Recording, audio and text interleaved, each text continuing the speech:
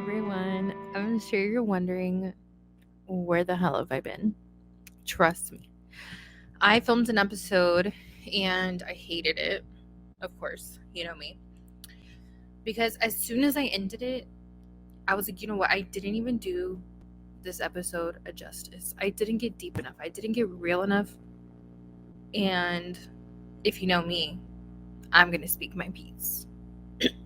So I was like, okay, I started to make a game plan. I started to just go through everything, and then I got sick for like 2 weeks, you guys. Honestly, it was horrible. I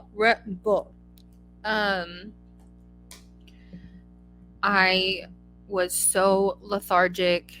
I couldn't stay awake. I was just sleeping pretty much for 2 weeks straight. Going to the bathroom felt so hard. I couldn't break a fever, the body aches, the chills, the sweats, like you name it, I had it. But I will say the fatigue was something that I've never felt before in my life. There'd be times when I would feel hungover or kind of drunk, but like not even a fun drunk, like a miserable drunk feeling. And I feel like I was almost like passing out on myself every day. It was weird. It was scary. And I missed 2 weeks of work, which sucked. But I went back to work and I still noticed every day, middle of the day-ish, I would feel that drunk feeling, that weird feeling. I felt like my equilibrium was off. I felt maybe like vertigo.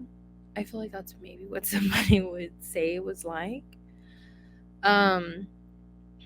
So yeah, I would feel that, and one day I feel like I was gonna pass out, and that was very like alarming to me because the only time I've ever felt the feeling of passing out was when I got my tongue pierced for the second time. And so having that feeling again, I was scared. I texted my mom and Courtney and I was like, hey, I honestly I feel like I'm gonna throw up. I feel like I'm gonna pass out. I don't feel good. And something in me was like, check your blood pressure. You guys, my blood pressure was 206 over 125. And if you don't know blood pressure, your normal blood pressure is 120 over 80, or 80 over 120, whatever. And I freaked out. I went to the office next door, took it again. It was the same. They were freaking out. They were wanting me to go to the emergency room because that's pretty much meaning like you're having a stroke, essentially. Well, I ended up going to the emergency room, did a whole bunch of stuff there. It lowered a little bit. It was still really high. It was like 159, I think, at that point. Had to go get put on blood pressure medication because I just don't understand why it's so high. I still don't really have any answers.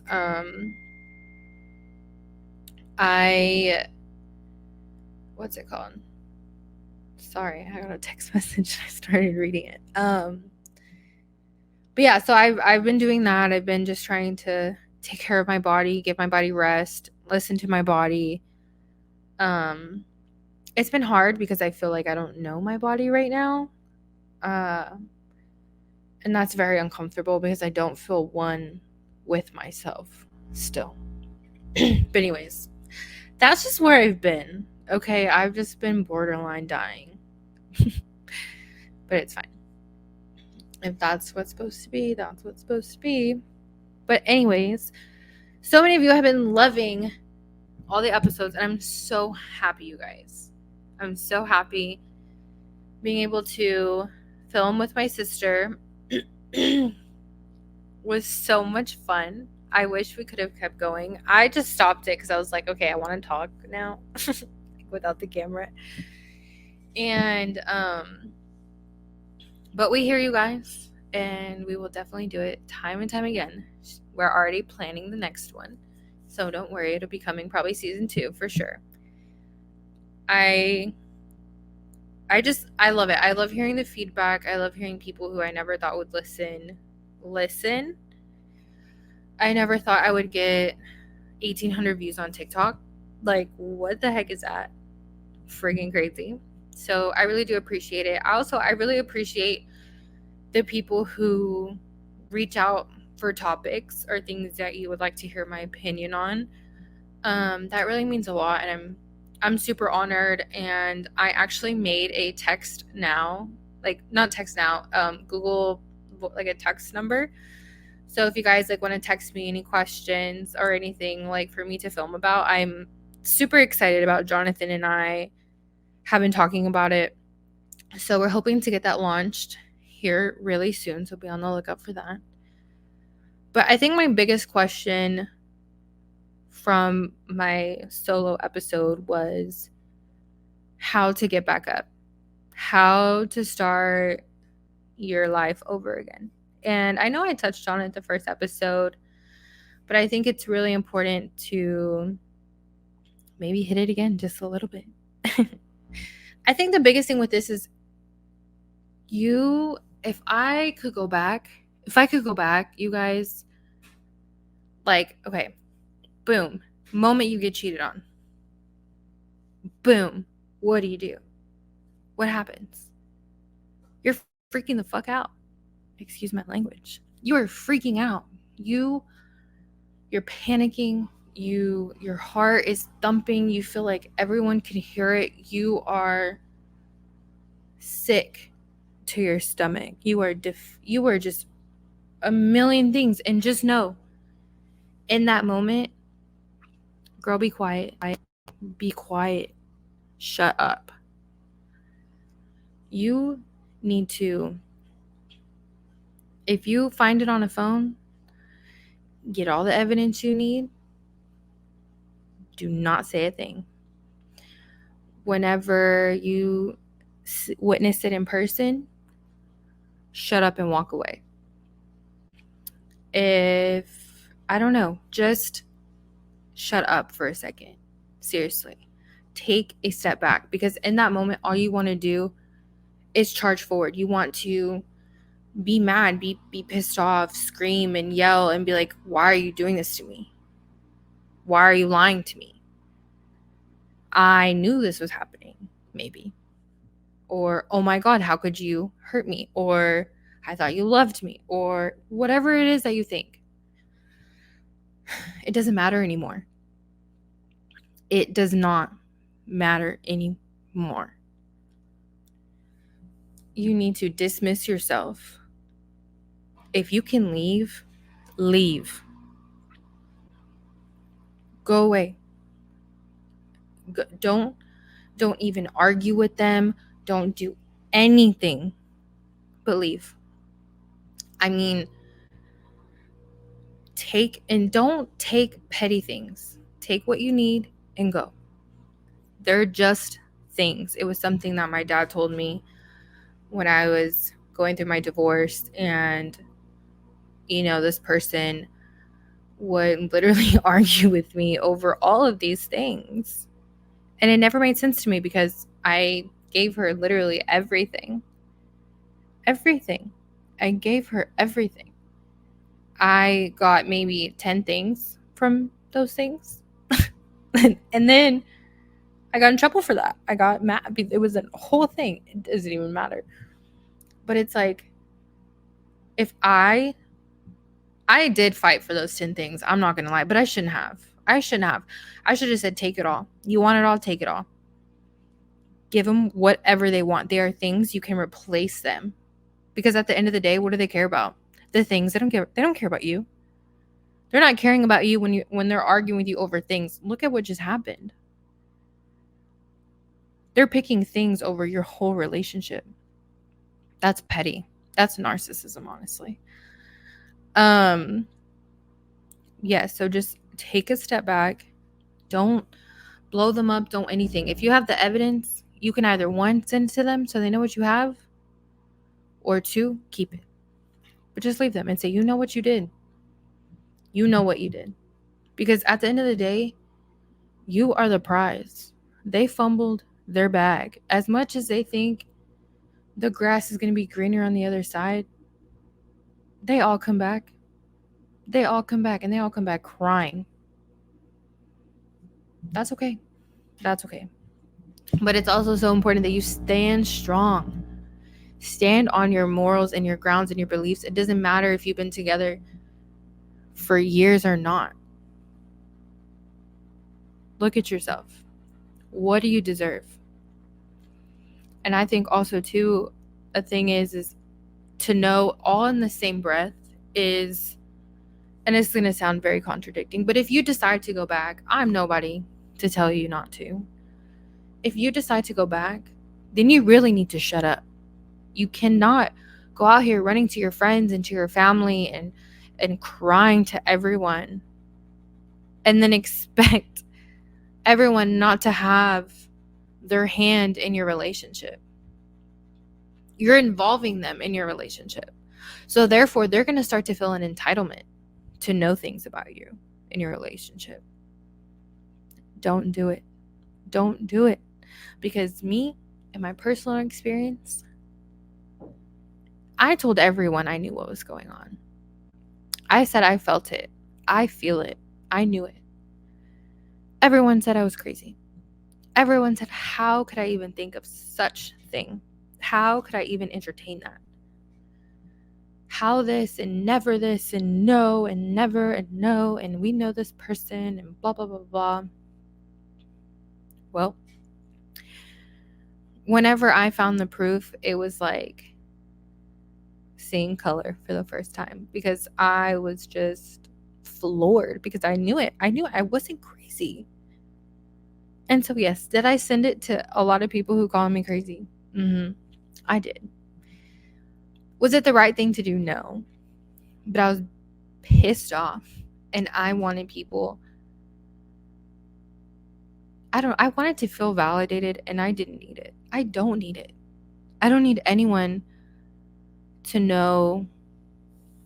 I mean, of course, I'm sitting here telling you like what happened, but at the end of the day, a lot of things I do keep private, and I try to share as much as I can just so you can try to relate to the experience, but every single experience is different. And I've said this a million times. But yeah, and so like, if you do decide to go back, you can't tell anyone what happened. Go get a therapist, get a journal. Hey, get a microphone. I don't care. Talk about it there. Talk about it there. Don't talk about it with anybody. Not even your parents. I mean, as hard as that is to say, don't. Keep it to yourself. Go to therapy together and separately and try to fix the foundation. That's all you can do. Now, and then you just keep moving forward and, that's how it happens. But also just other red flags and signs to look for if they're arguing with you about things. Like I said, don't do it. If they're immediately just out at bars, drowning their sorrows, partying to get over it, being out, being social because that's how they get over it. I don't know. I don't agree with that. To me, that's a red flag personally. I think another thing to realize is don't let them string you along. Don't let them string you along with false hope and false pretenses or little snarky things like, we never know the future. No, they're just breadcrumbing you, baby. Breadcrumbing you. And you are worth more than that. You need somebody who's going to want you now. Somebody who's going to show up for you today, right now, and in this moment. You have to take everything at face value. Everything at face value. Because at the end of the day, they did what they did. They really, they have to sit with it. And I think if they're just out partying, they're not. I also think if they're quick to move on, First of all, that's narcissism. If somebody is dragging you along and then immediately jumps into a relationship, they were just stringing you along to stroke your ego and meet their need until the next person is going to meet their need.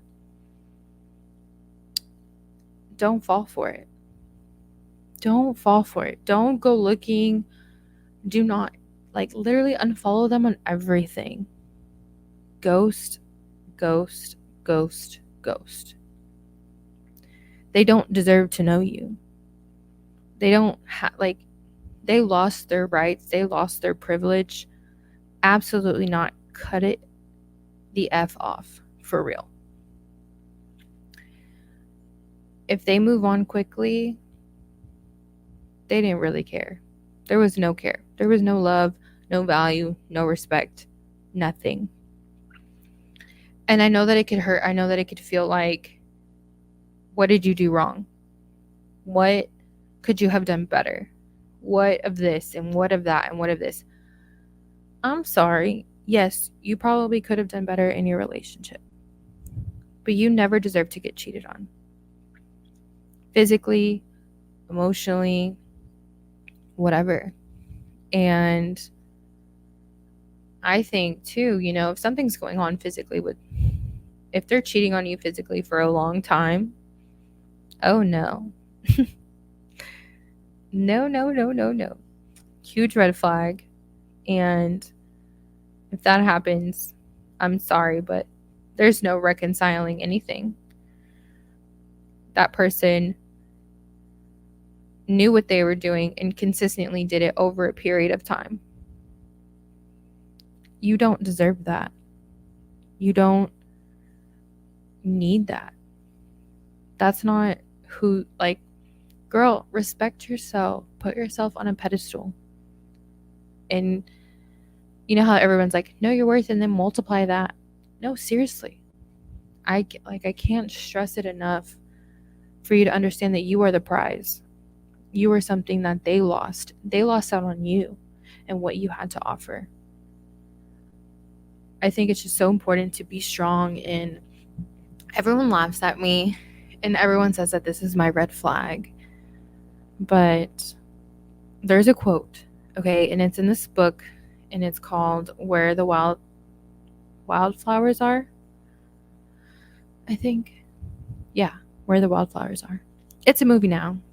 The girl Hermione from, what's that movie? Harry Potter. She's in it. And the guy from Hannah Baker, the main guy, he's in it too. But in the movie, he says a quote. And he says, "We accept the love we think we deserve." And it was so funny because one day I was texting my friends and I was like, hey, what's my red flag? And my friend put in quotes. She put, "We accept the love we think we deserve." And it really hit me. It really resonated with me because back then I was not accepting the love I thought I deserved. I was giving so much of my life and my time and everything else, and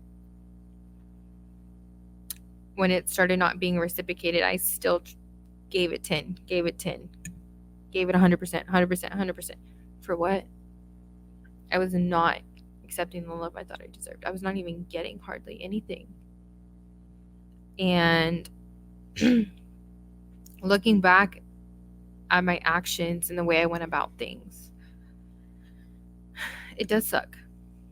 I didn't value myself. I didn't really, because I was doing anything to make my marriage work. I wanted my marriage so bad. And for what? It's okay. It's okay. You can love someone, be so madly in love with someone, and they could be so madly in love with you. But sometimes that love fades. And sometimes people check out. And sometimes it's just not what they thought it was going to be. And that's okay. It's okay. You had a great love and you can move on and say, that was a great person I loved. They did a really shitty thing, but there was good in it. And, you know, people can come on here and say, oh, you're just talking shit. No, I'm stating a fact. But also, I want to help somebody. When I was drowning in my own sorrows and whatever, I didn't know what to do. I didn't even know where to start. I was Googling things, reading things, doing whatever I could. And one thing that saved me was the original, like, first 10 episodes of Call Her Daddy. And I listened to it from the very beginning, and I swear it gave me so much empowerment. And you guys, I mean, go listen, of course. But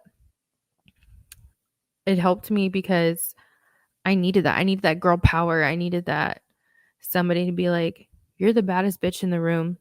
They lost out, you know? So it's just important to be your own person, to be your own team. I know some people are going to be like, oh, you're just here to talk shit. I'm stating a fact. I'm stating facts of what happened to me in my story. I don't regret anything that I've ever done. I just wish I would have done stuff differently, but it's okay, and I've made peace with it. Again, I'm telling my side of the truth, and I'm hoping that this could help somebody because I really could have used this help. And I found a podcast during that time, and it really helped me. And so I'm hoping that this could help somebody too. Nobody's here to judge you. And if you tell everyone and you decide to go back, hey, that's okay. If that's what your will and you believe it and you trust it, sure. But at the end of the day, you have to know what you're signing up for. You have to know that people may look at you crazy. People may judge you. People may come tell you their opinion of you.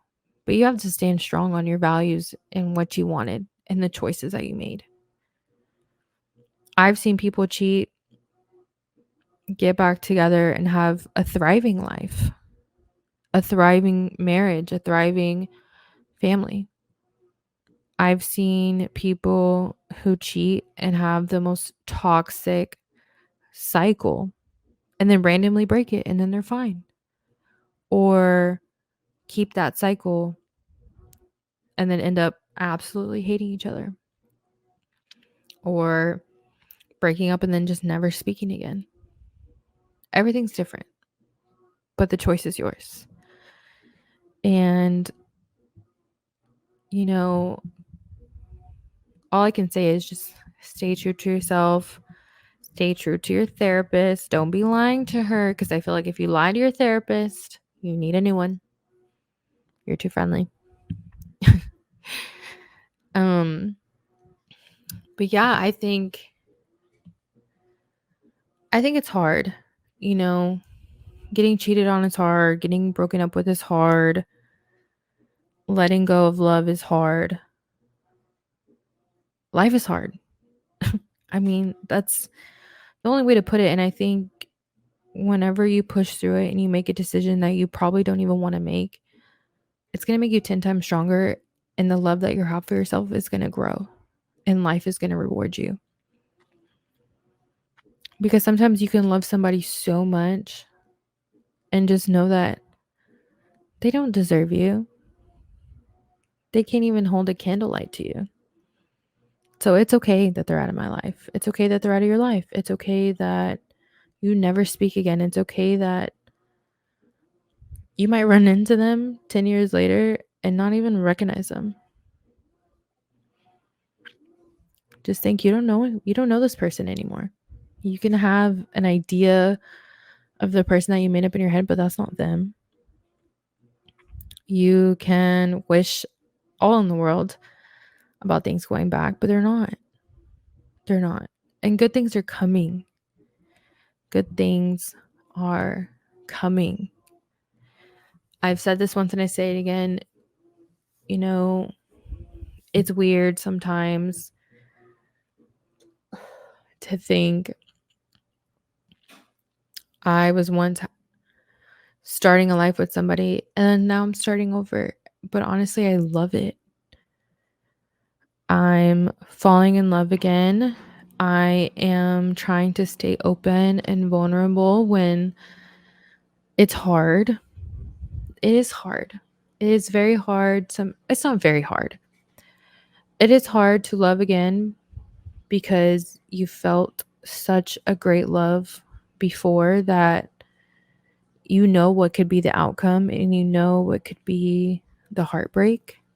So sometimes you can feel like you're reclusing and closing off and not being as open or as vulnerable. And I'm guilty. In the beginning of my relationship, I felt like I gave a lot of pushback, and they didn't deserve it. But she kept coming to me and reassuring me and being patient and kind and gentle. And now I am falling in love with somebody else and it feels great. It's an amazing feeling. And I proved myself wrong because I used to swear up and down that I would never be able to fall in love again. And how could I call somebody the love of my life again in my life? But that's just the thing. You remember when you were in middle school and you had your first boyfriend or girlfriend and you're thinking, oh my God, the love of my life. And then you get to high school and you're like, wow, that was nothing. And then you have your amazing high school love, the love of your life. And then you get in college and then you're like, wow, that was nothing. Like, yes, they're little loves of your life and they might feel so impactful in the moment, but there could be another one. There could be another one. You know, it's crazy, but it is what it is. I think people also judge people for doing that, and I don't get that. I don't understand it. um I think I waited an appropriate amount of time to grieve, and I dated for a while to figure out what I wanted again, what I needed in a person now, and love found me. Love found me, and I took a chance because I was having feelings that, were similar to feelings that I've had before that were like immense, strong love. And I went for it, and look at where I am. I'm with someone that loves me and cares for me and respects me and values me and literally would kiss the ground that I walked on. And I love it here. It's hard sometimes to have someone that respects you. I mean, not respects you. I mean, I guess what I'm trying to say is somebody that recognizes your traumas and is patient with them.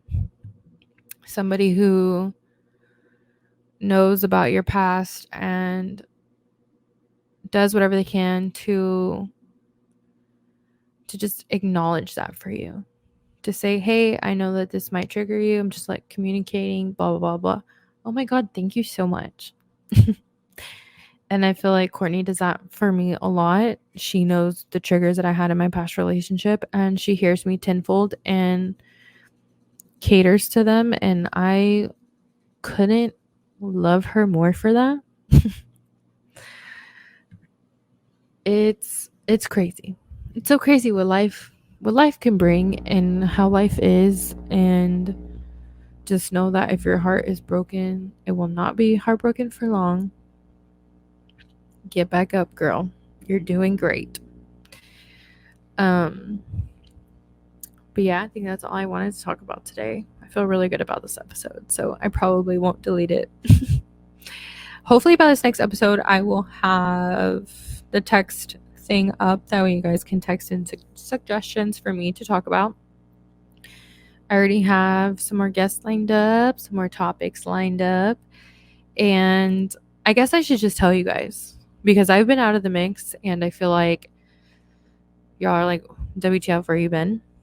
Well, also, I just want to announce that season 2 has been confirmed. I'm so excited. I'm just honestly just going to continue to film even when I'm on break, just so I can have a nice stock of episodes for you guys. Jonathan and I are kicking off Halfway to Crazy season 3 coming March 3rd. And I am so excited to be with my little messy bestie and Christianer, if you will.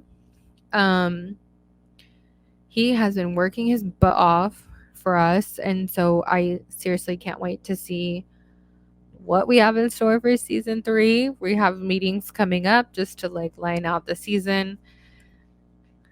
Rue is obviously making an entrance. But I can't wait for you guys to see. Please be on the lookout for that. We will be releasing the date for season 2 probably towards the end of season 3 of Halfway to Crazy. I can't wait for you guys to see it. I love you guys so much, and cheers, and I'll see you next time.